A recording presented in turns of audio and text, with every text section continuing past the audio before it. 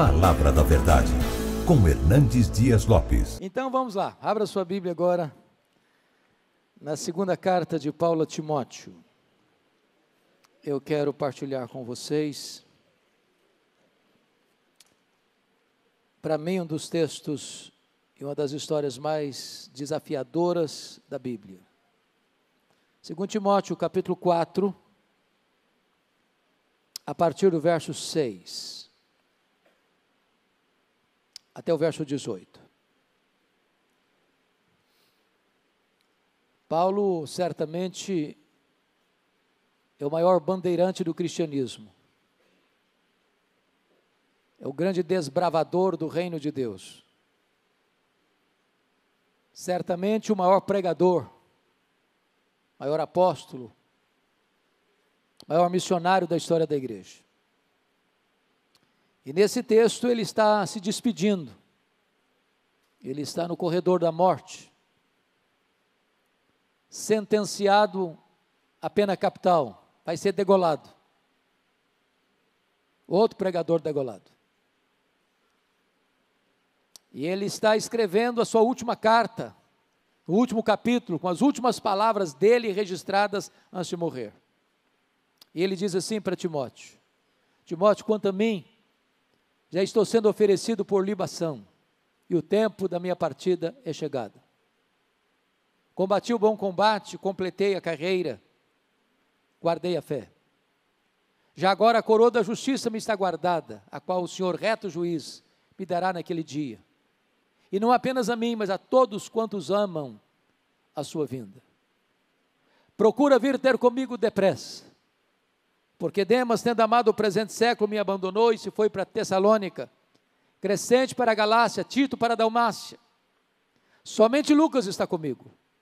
Toma contigo Marcos e traze-o, pois me é útil para o ministério. Quanto a Tíquico, mandei-o até Éfeso. Quando vieres, traz a capa que deixei em Trode, na casa de Carpo, bem como os livros, especialmente os pergaminhos.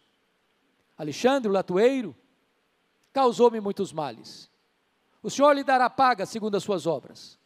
Tu guarda-te também dele, porque resistiu fortemente às nossas palavras. Na minha primeira defesa, ninguém foi a meu favor. Antes todos me abandonaram, que isso não lhe seja posto em conta. Mas o Senhor me assistiu e me revestiu de forças, para que por meu intermédio a pregação fosse plenamente cumprida, e todos os gentios ouvissem, e fui libertado da boca do leão. O Senhor também me livrará de toda obra maligna, e me levará salvo para o seu reino celestial. A Ele glória pelos séculos dos séculos. Amém. Meus amados, eu gostaria hoje de pensar neste homem comprometido com as Escrituras. Este homem que percorreu as províncias do império pregando a palavra de Deus. Deste homem que suportou todo tipo de angústia e dor por causa da palavra de Deus. Este homem que plantou igrejas nas mais diversas províncias do império, como Galácia, Macedônia, Acaia e Ásia Menor, levando a esperança do Evangelho. Quem é este homem? Este homem que morreu pobre, abandonado, velho, cheio de cicatrizes, acusado de um crime que não praticou, abandonado pelos seus irmãos e condenado à pena de morte. Quem é este homem? Que embora tenha morrido pobre, velho, sem sequer uma capa para usar no inverno, é mais influente na história do que todos os Césares de Roma juntos. Quem é este homem? Eu gostaria hoje de brevemente apresentar este homem para vocês. A história dele começa lá em Filipenses, capítulo 3, versos 5 e 6. Diz que ele foi circuncidado ao 8º dia, da linhagem de Israel, da tribo de Benjamim, hebreu de hebreus, quanto à lei fariseu, quanto ao zelo, perseguidor da igreja. Ele era um judeu puro sangue. A Bíblia diz em Atos 22, versículo 3, que ele foi enviado de Tarso, onde nasceu, portanto cidadão romano por direito de nascimento, para Jerusalém, onde morava sua irmã, para estudar aos pés do grande mestre Gamaliel, neto do famoso Rabino Hillel, para transformar-se num grande líder do judaísmo. Somos informados à luz de Gálatas capítulo 1, versículo 14, que dentre os seus pares ele se destacou, pela tradição e pelo zelo que ele tinha pela tradição do seu povo. Tornou-se um líder de personalidade prismática, temperamento forte. A esperança de uma grande liderança dentro do judaísmo. Um homem culto, poliglota. Porém, na mesma medida que Saulo se fortalecia em Jerusalém, um outro rabino também crescia em Israel. Não na decantada Jerusalém, onde estava o sinédrio, os anciãos, os escribas, mas na pobre, pequena, desprezada Nazaré, não perlustrando os bancos de uma universidade teológica, mas com as mãos calejadas na urdidura da luta de uma carpintaria. O rabino da Galileia, aos 30 anos de idade, deixa Nazaré, vai ao Jordão, para ser batizado por João Batista, e dá início ao seu ministério. Diz a Bíblia que ele pregava não como os escribas e fariseus, mas pregava como quem tinha autoridade. Os cegos viam, os surdos ouviam, os coxos andavam, os leprosos eram purificados e os mortos ressuscitavam. Isso provocou disputas, ciúmes, invejas. Os fariseus começaram a vigiá-lo. Mais tarde, os saduceus se juntaram a eles, contrataram testemunhas falsas contra ele, acusaram-no de blasfêmia contra Deus, conspiração contra César, levaram-no ao pretório romano e Pôncio Pilatos, contra sua consciência, atendendo ao clamor da multidão, sentencia Jesus à morte e morte de cruz. Crucificam-no, sepultam-no, para alívio do sinédrio judaico. Porém, no terceiro dia da semana, um fato inusitado acontece. O túmulo do Rabi da Galileia foi aberto de dentro para fora. Ele entrou nas entranhas da morte, arrancou o aguilhão da morte, matou a morte, inaugurou a imortalidade. Isso foi uma bomba no arraial do inimigo. E é nesse momento que se levanta Saulo de Tarso, como braço de ferro do sinédrio judaico, para perseguir de maneira implacável a igreja cristã que estava nascendo. E quando você vai para o livro de Atos, o Dr. Lucas descreve Saulo de duas maneiras. Primeiro, ele era uma fera selvagem. Essa figura está lá em Atos 9:1. Ele respirava ameaças e morte contra os discípulos do Senhor Jesus. E essa palavra é a mesma para uma fera selvagem que salta sobre a sua presa para destruí-la. Ele era uma fera selvagem. Quer um exemplo disso? A Bíblia diz, lá em 1 Timóteo 1,13, que ele era um blasfemo, um perseguidor insolente. A Bíblia diz lá em 1 Coríntios 15:9, que ele deveria ser o menor dos apóstolos, porque perseguiu a igreja de Deus. A Bíblia diz, lá em Atos 8:3, que ele entrava nas casas arrastando homens e mulheres para lançá-los na prisão, e ele assolava a igreja de Deus. A Bíblia diz em Gálatas 1:13, que ele devastava a igreja de Deus. Mas a Bíblia diz, em Atos 9, versículo 22, que ele exterminava, versículo 21, que ele exterminava aqueles que professavam o nome de Jesus em Jerusalém. E você sabe que exterminar não é prender, nem bater, é matar. Saulo era um assassino, Saulo era um sanguinário, Saulo era uma fera selvagem. Isso ainda fica mais claro quando você encontra em Atos 22:4, que ele perseguia a religião do caminho até a morte. Em outras palavras, ele não perseguia apenas os crentes, não, ele perseguia a religião dos crentes. Mas Atos 26:9 diz que ele entendia que devia fazer muitas coisas contra o nome de Jesus. Ele não perseguia apenas os crentes, ele perseguia também o Deus dos crentes, ele perseguia Jesus.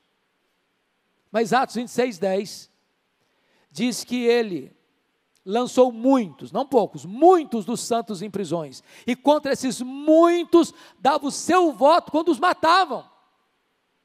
Ele foi uma espécie de serial killer. Ele mandou matar muita gente em Jerusalém. Atos 26:11 diz que por todas as sinagogas ele perseguiu os cristãos, forçando-os a blasfemar. Em outras palavras, ele não perseguia apenas fisicamente, ele perseguia também psicologicamente. Ele entrava numa sinagoga ou numa casa e dizia o seguinte: ou você nega Jesus ou eu te prendo, ou você nega Jesus ou eu te bato, ou você nega Jesus ou eu te mato. Ele era uma fera selvagem.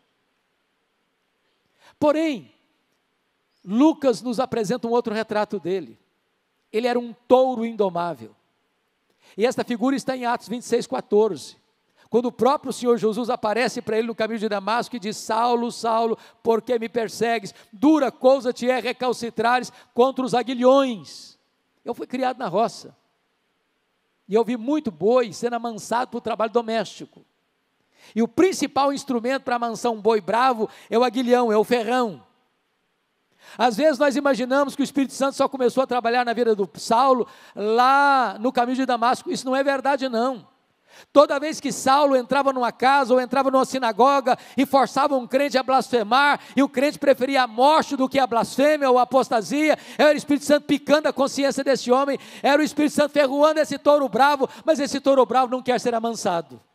Até o dia que esse touro bravo está indo para Damasco, furioso, quando de repente o domador de touro bravos brada desde as alturas e joga esse touro bravo no chão e diz: Saulo, Saulo, por que me persegues? Dura coisa te é recalcitrares contra os aguilhões.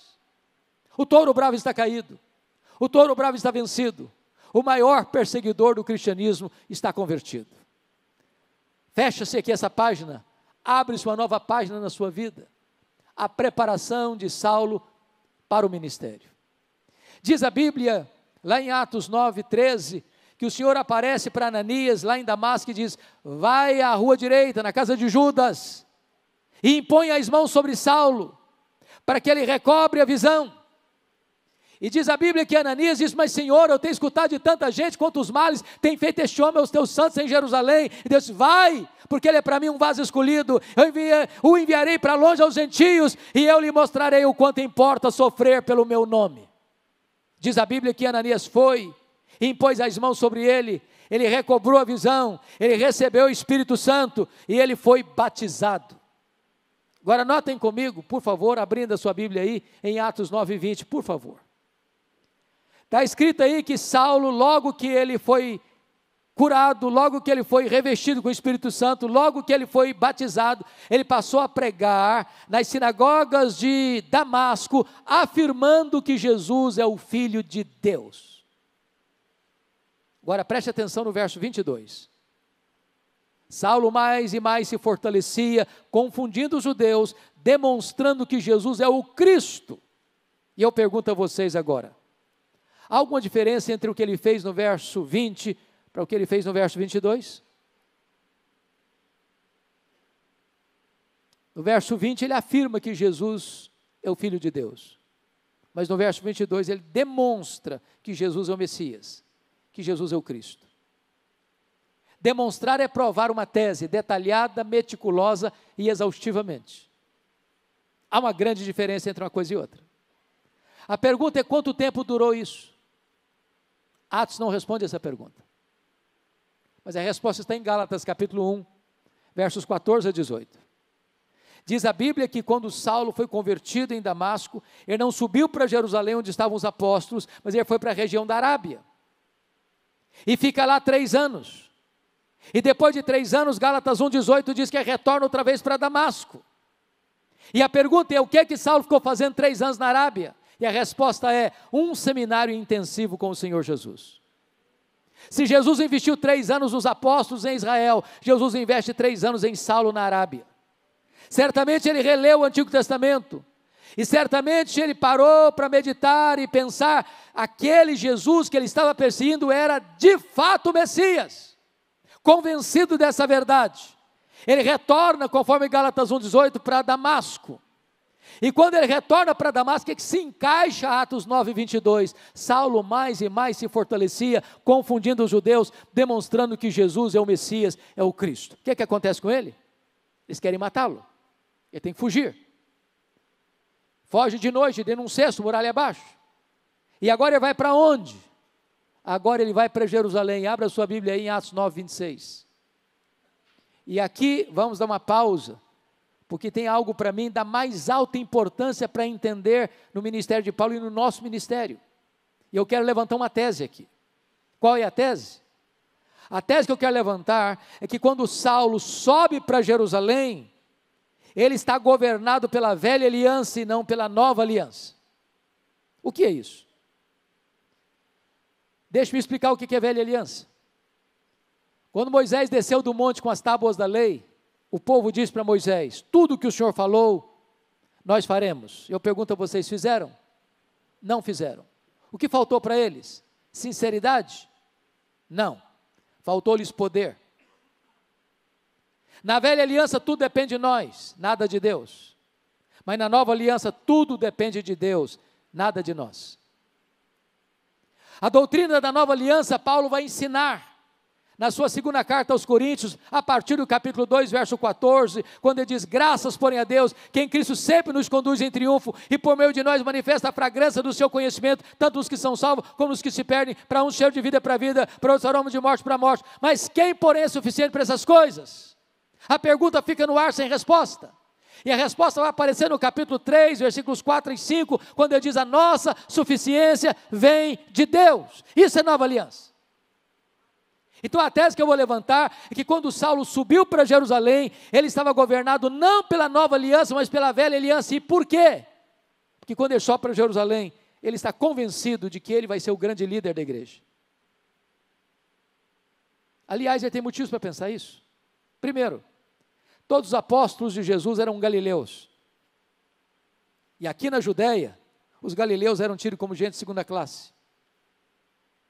É por isso que quando aconteceu o Pentecostes, o Espírito Santo foi derramado, a multidão se juntou para ver o que está acontecendo. Primeiro foi ceticismo. O que quer isso dizer? Segundo, preconceito racial. Ah, são galileus, esquece. Gente atrasada.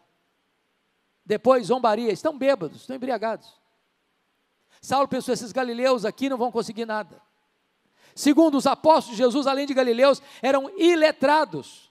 Jerusalém era a capital intelectual, era a capital da teologia, era o sinédrio, eram os escribas, eram os doutores da lei.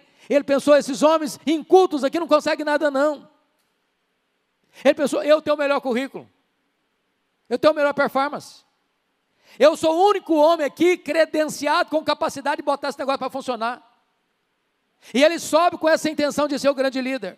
Agora olha o que aconteceu em Atos 9, 26. Quando ele chega na igreja de Jerusalém, os discípulos não acreditaram na conversão dele, acharam que ele estava sabotando a fé cristã para perseguir os cristãos e bater a porta da igreja na cara dele, porque para quem queria ser líder, nem recebido foi. Era Deus golpeando o orgulho dele.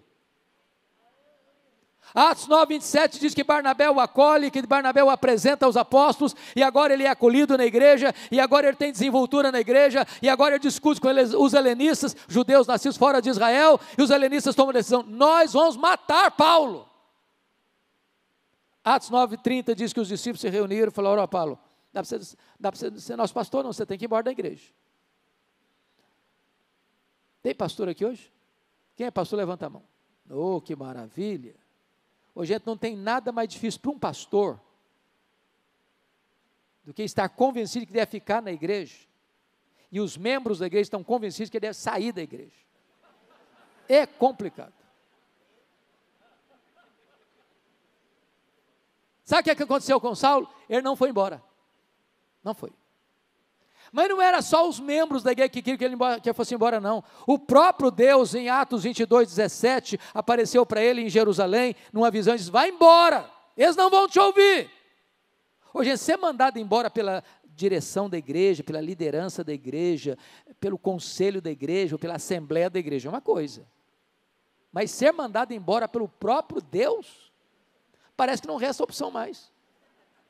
Sabe o que aconteceu com ele? Ele não foi embora.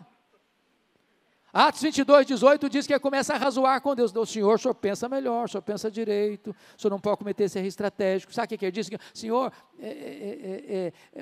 mas eu não posso sair daqui, sabe por quê? Quando se perseguia a igreja aqui, quando se perseguia Estevão, matavam o Estevão, apedrejaram Estevão, eu estava lá, eu consentia nisso, até guardei as vestes daqueles que o apedrejaram.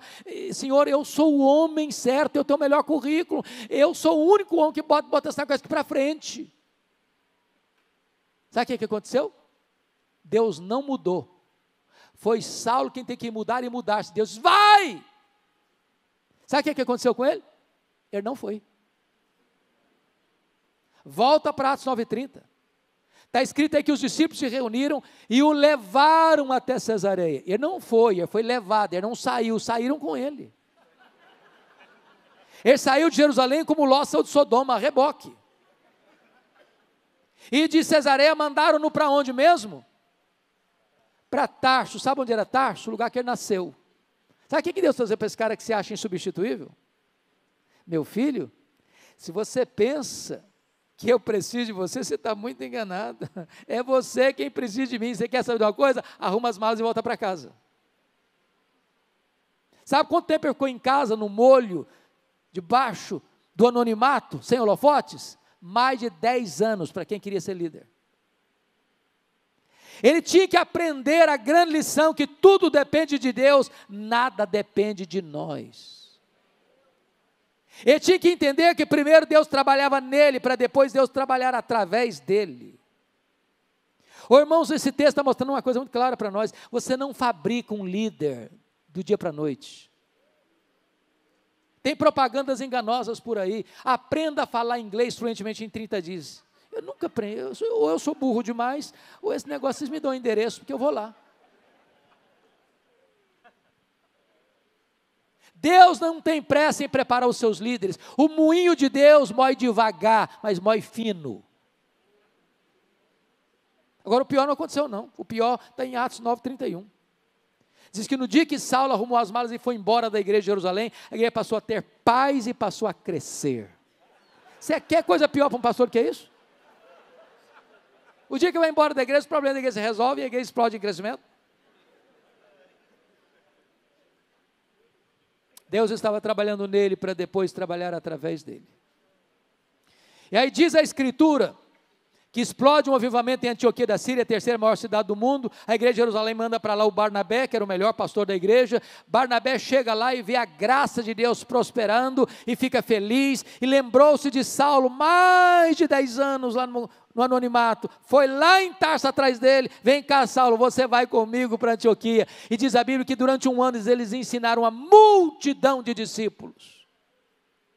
E diz a Bíblia em Atos 13, 1-3, que a igreja está reunida em oração e jejum, e o Espírito Santo disse para a igreja, separai-me agora a Barnabé e a Saulo para a obra a que os tenho chamado. Preste atenção a quem o Espírito Santo mandou separar. Não foi Saulo e Barnabé, foi Barnabé e Saulo. Você já foi reserva alguma vez? Você já andou na sombra de alguém alguma vez? Saulo não era o líder, ele era o liderado. Deus ainda estava trabalhando nele para depois Deus trabalhar através dele. Eles estão lá em Pafos, e diz a Bíblia que o jovem Marcos, ou João Marcos, como auxiliar dos dois missionários, caminha com eles. E lá em Pafos, o procônsul quer ouvir o evangelho, mas o mágico, a tiracolo, o Elimas, quer impedir o procônsul de ouvir o evangelho, e diz a Bíblia que Saulo, agora cheio do Espírito Santo, disse para o mágico, ó filho do diabo, até quando perverterás os retos caminhos de Deus, pois ficarás cego? E o mágico fica cego, e os olhos espirituais do procônsul são abertos, e a partir dali, Saulo deixa de usar o seu nome judaico Saulo, para usar o seu nome romano Paulo, e a partir dali ele vai se transformar no maior líder do cristianismo. Sabe por quê? Porque aprendeu a grande lição, tudo depende de Deus, nada depende de mim. Diz a Escritura, em Atos 13:13, que em perto da Panfilha, o jovem João Marcos volta para a casa da mãe dele, e a Bíblia não diz por quê. Talvez porque ele era jovem, pensou que missões fosse turismo, se decepcionou. Talvez porque quando ele saiu de Jerusalém, o líder de Antioquia da Síria, o líder da caravana era o primo dele, o Barnabé, no meio do caminho, muda o comando. Ele diz, não, sob a liderança do outro eu não vou não. Ou, possivelmente, e eu creio nessa terceira possibilidade, está lá em Gálatas capítulo 4, a partir do verso 14 a 18, que Paulo pregou o evangelho pela primeira vez na Galácia, por causa de uma enfermidade física. Enfermidade física. E a pergunta é, que enfermidade física era essa? Talvez a mesma de 2 Coríntios 12, 7, e me foi posto um espinho na carne, mensageiro de Satanás, para me esbofetear, a fim de que eu não me ensoberbecesse. E a pergunta que eu faço é esta, o espinho na carne de Paulo veio de Deus ou do diabo? E a resposta clara é de Deus. E por que você sabe? Por causa do propósito, para que ele não se ensoberbecesse. Você tem dúvida que o diabo trabalha 24 horas por dia para tornar você um balão? Um pavão?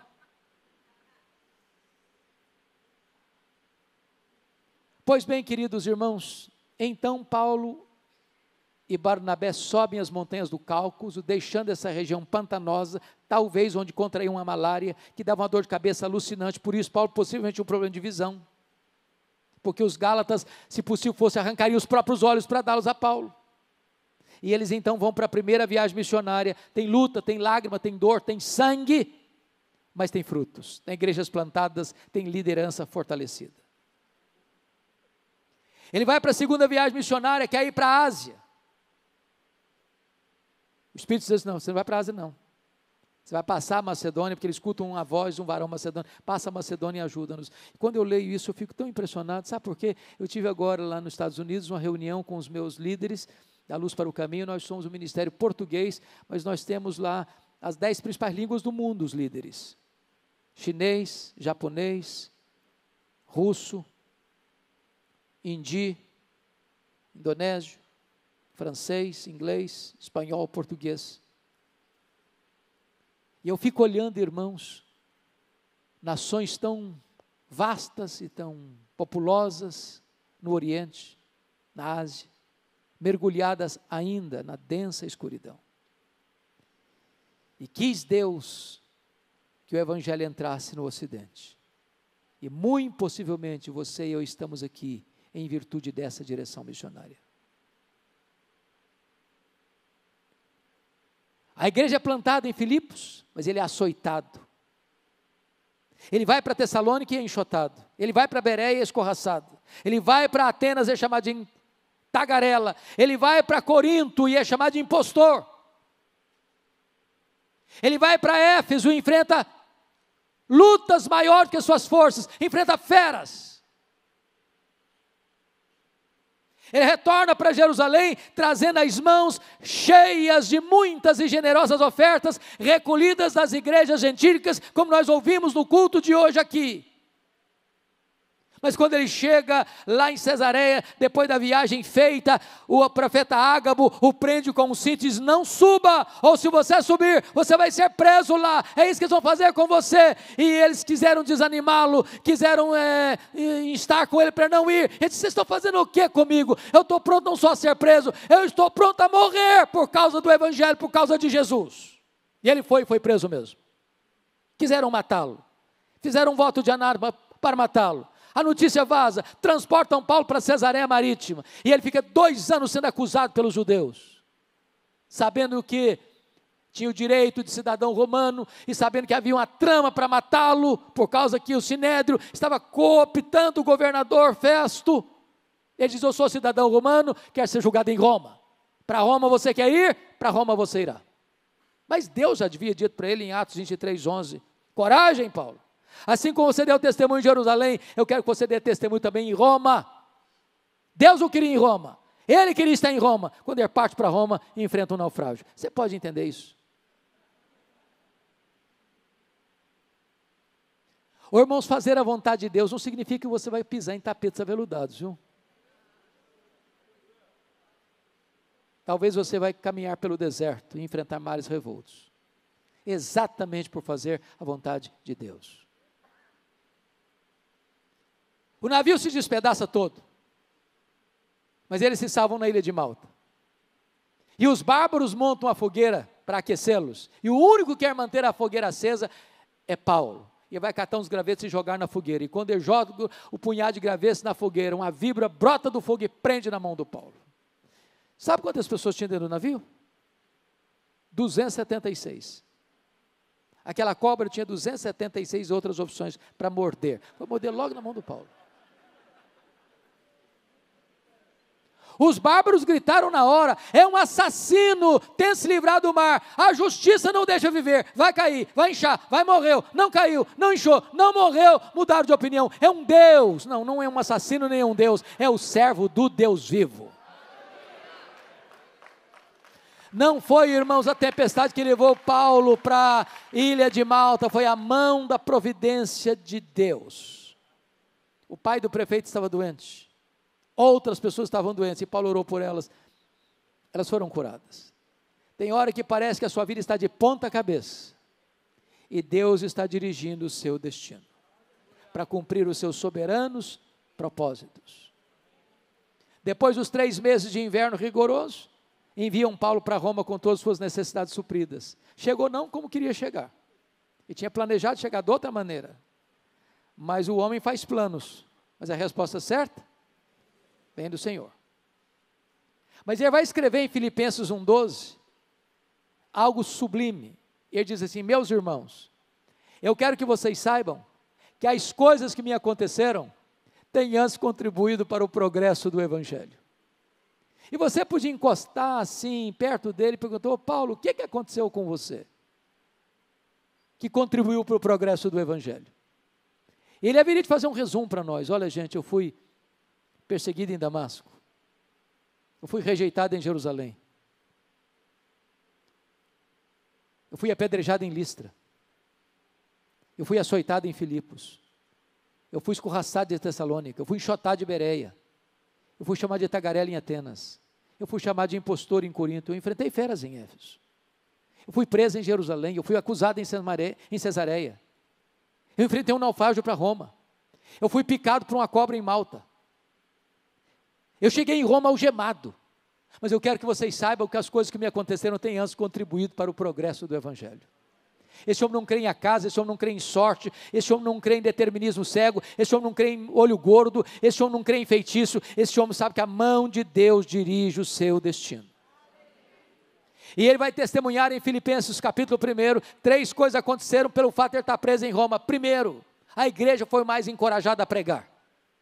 Ray Stedman, de saudosa memória, diz que um dos mais eficazes métodos de crescimento da igreja, e eu não gosto desse método, ele diz: quer ver a igreja crescer? Bote os pastores na cadeia e a igreja crescerá. Eu não gosto desse método. Segundo, porque ele estava preso, ele diz: toda a guarda pretoriana tomou conhecimento das minhas cadeias em Cristo. O que era a guarda pretoriana? Era a guarda de elite do imperador. Eram 16 mil soldados, a mais alta patente. Porque ele era um cidadão romano, tinha que ter um cidadão algemado com ele todo dia, 3 turnos por dia, durante 2 anos.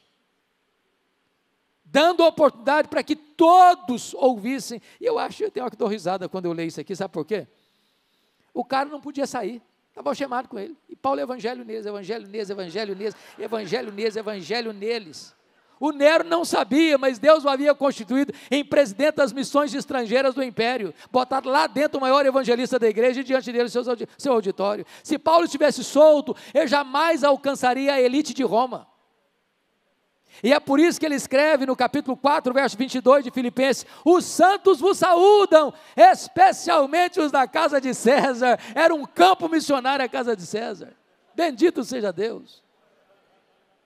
Porque ele estava preso, meus irmãos, ele não podia visitar as igrejas como era o seu desejo e sonho, então ele começou a escrever cartas, as cartas canônicas do Novo Testamento, Efésios, Filipenses, Colossenses, Filemon. Essas joias não estariam na sua Bíblia se Paulo estivesse solto, muito possivelmente. Quando você acha que a sua vida está de ponta cabeça, Deus está escrevendo o capítulo mais emocionante da sua história. Dessa primeira prisão, ele orou para sair. Pediu oração para sair, saiu. Mas não saiu para se aposentar, não. Eu tenho uma notícia boa e ruim, não sei como você vai receber. Não tem aposentadoria no reino de Deus. Enquanto tiver um fiapo de vida e um pouquinho de fôlego nos seus pulmões, você está conclamado a fazer a obra de Deus. Paulo não vestiu um pijama, Paulo não deitou numa cadeira de balanço, Paulo não alugou uma casa na praia, Paulo não foi para uma cabana de montanha, Paulo partiu para a 4ª viagem missionária, deixando Timóteo em Éfeso, deixando Tito em Creta, passando por Nicópolis, possivelmente foi a Roma. Mas acontece uma tragédia, nesse inteirinho. 17 de julho do ano 64, a cidade de Roma é incendiada, com mais de 1 milhão de habitantes. 7 noites e 6 dias de incêndio. A cidade ficou devastada. Nero assistiu ao horrendo espetáculo do alto da Torre de Mecenas.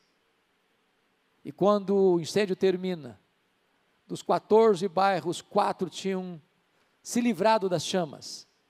E esses 4 bairros restantes eram densamente povoados por judeus e cristãos, dando a Nero um álibi para botar a culpa do incêndio de Roma nos cristãos. Faltou madeira para fazer cruz, tamanha quantidade de crentes crucificados. Quando não tinha mais madeira, os crentes foram amarrados nos postes, cobertos de piche, e queimados vivos para iluminar as noites de Roma. Um verdadeiro massacre. A essas alturas, Paulo é o grande líder do cristianismo no Ocidente, e ele é caçado, até que botam a mão nele, talvez em Trode, na casa de Carpo, não deu prazo para pegar a sua capa, não deu prazo para pegar os seus livros, não deu prazo para pegar os seus pergaminhos, cópias da sua Bíblia, e ele é levado agora não para uma prisão domiciliar, mas ele é levado para a masmorra Mamertina, um lugar úmido, frio, insalubre, de onde as pessoas saíam leprosas, ou para o martírio.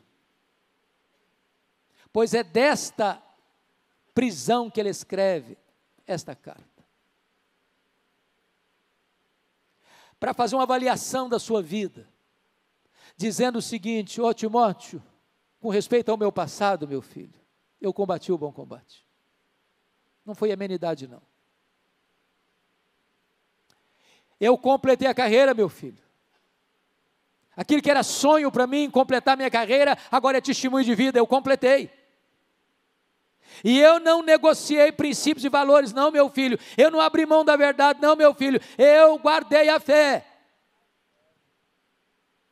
Agora vai fazer uma avaliação do presente dele no verso 6 e diz: quanto a mim, já estou sendo oferecido por libação e o tempo da minha partida é chegado. Sabe o que ele está dizendo? Roma vai me matar, Timóteo. Mas deixa eu melhor explicar, Timóteo. Não é Roma que vai me matar, não, Timóteo. Eu que vou me entregar. Eu não vou me entregar para Roma, não, Timóteo. Eu vou me entregar como oferta ao Senhor. Eu não vou morrer, não, Timóteo. Eu vou partir.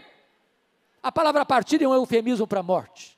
Essa palavra tem 3 significados no grego. Primeiro, tirar o peso das costas de alguém. Sabe o que é morrer para um crente? Apocalipse 14, 13, é descansar das suas fadigas. Essa palavra significava no grego, desatar um bote para atravessar para o outro lado do rio. Sabe o que é morrer para um crente? É fazer a última viagem rumo à pátria celestial. Essa palavra significava, em terceiro lugar, afrouxar as estacas de uma barraca e levantar acampamento para morar na sua casa permanente. Sabe o que é morrer para um crente? É mudar de endereço, é ir para a casa do Pai.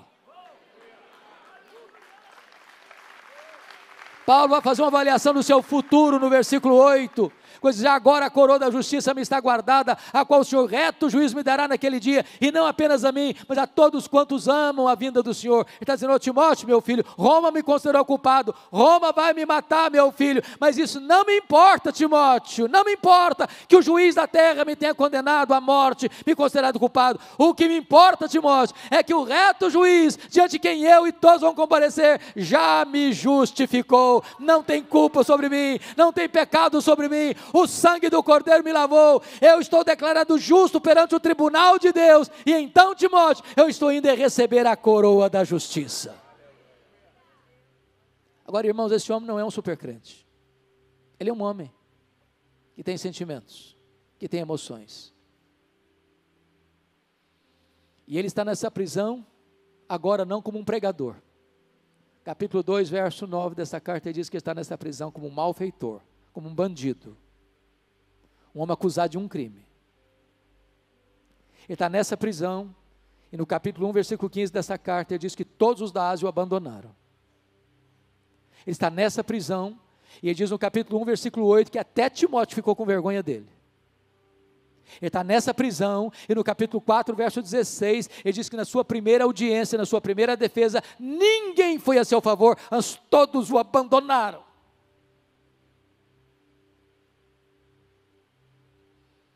E ele está enfrentando algumas angústias na alma.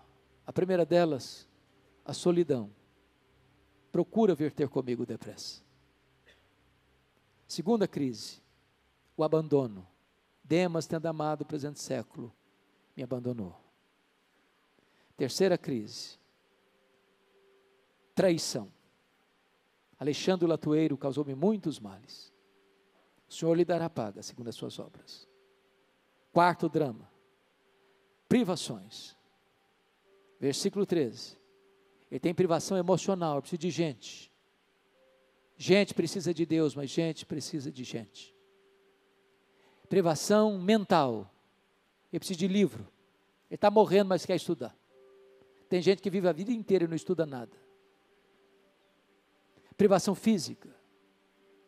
O inverno está chegando. Lá dentro da masmorra é tão frio quanto aqui fora. Velho sente mais frio que gente nova. E o maior pregador do cristianismo não tem uma capa surrada para vestir na chegada do inverno. Quando tantas vezes você e eu, tendo casa para morar, tendo cama para dormir, tendo roupa para vestir, tendo comida na mesa, ainda murmura contra Deus. Mas este homem retrata o último drama, o drama da ingratidão. Na minha primeira defesa, ninguém foi a meu favor. Antes todos me abandonaram. Mas eu louvo muito a Deus pelo versículo 17.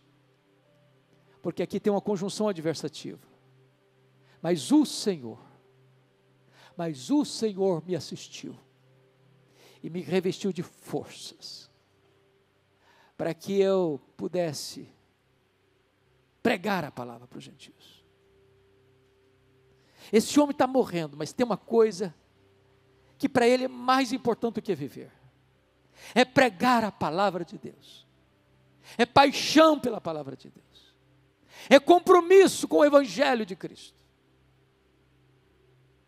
Ele não está preocupado se ele está sofrendo, se ele está com o corpo cheio de cicatrizes, se ele está sofrendo as maiores agruras. O que ele quer é completar o seu ministério de pregar o Evangelho aos gentios. E ele vai dizer uma coisa: o Senhor me livrará de toda obra maligna e me levará salvo para o seu reino celestial. Meus irmãos, quis Deus que essa cena não fosse registrada na Bíblia. Quis Deus. Mas eu vejo essa cena. Ela está na minha retina. Ela pulsa no meu coração. Eu imagino esse dia que o carrasco, homem violento, mau, insensível, recebe na sua mesa um pedaço de couro contendo o nome de um prisioneiro que deveria ser executado naquele dia. Eu vejo esse carrasco pegando este papel, este pedaço de couro, levantando-se da sua cadeira, pegando um pesado molho de chaves, pegando um tocha de fogo na outra mão, com passadas pesadas, andando por aqueles escuros corredores da masmorra. Eu vejo esse homem abrindo aquela porta de ferro que vai rangendo, e ele entra naquela masmorra escura, com aquela tocha de fogo, gritando: prisioneiro Paulo, prisioneiro Paulo, prisioneiro Paulo. E lá no fundo o velho responde: sou eu estou aqui. Ele é acorrentado, ele é arrancado daquela masmorra, ele atravessa aquele corredor sombrio e escuro, ele é levado ao local da execução. Ele é o prisioneiro mais conhecido, acusado do crime mais grave do império, o incêndio de Roma, de ser o líder dos incendiários. E eu imagino o carrasco lhe perguntando: você quer dizer algumas coisas antes de morrer? Eu imagino que Paulo, nesse momento, tenha se lembrado do que escreveu para Timóteo, e disse, sim, eu quero. Talvez pensando que ele fosse externar a sua dor, a sua mágoa, a sua revolta por estar naquela situação. Mas o velho apóstolo levanta os olhos aos céus e diz a ele, ao Senhor Jesus, glória pelos séculos dos séculos. Botou a cabeça no cepo, a espada de Roma tosou-lhe a cabeça para um lado, corpo para o outro, tombou na terra como um mártir, foi recebido no céu como um príncipe. É este homem que diz para você e para mim nesta noite, sede meus imitadores, como eu sou de Cristo.